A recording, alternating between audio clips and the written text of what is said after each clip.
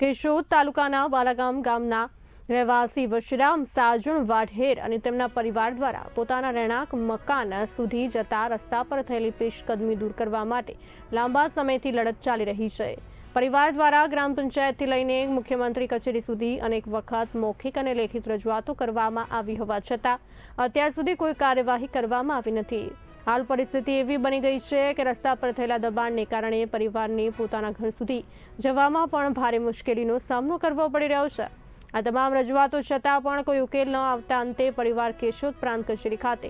અમરનાથ ઉપવાસ પર બેસવા મજબૂર બન્યા છે। સુખભાઈ વસરામભાઈ, હું કેશોદ તાલુકાના બાલાગામ ગામે રહું છું અને મારા જાહેર રસ્તા પર દબાણ હોવાથી મેં અનેક વખત તાલુકા પંચાયત, ગ્રામ પંચાયત તથા જિલ્લા પંચાયત તથા માન્ય મુખ્યમંત્રી સાહેબને અનેક વખત રજૂઆતો કરવા છતાં મારા જાહેર રસ્તા પરનું દબાણ દૂર કરવામાં આવેલું નથી। મેં એક વખત કલેક્ટર કચેરી ખાતે પણ ઉપવાસ આંદોલન કરેલ છે।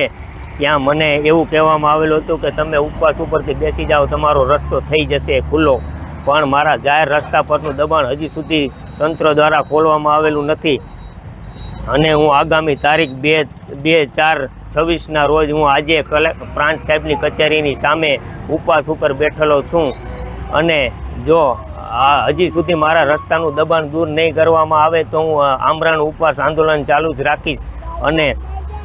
જો કંઈ પણ મારા પરિવારમાં કોઈ પણને કંઈ પણ થશે તો સરકારશ્રીની જવાબદારી રહેશે। તે જ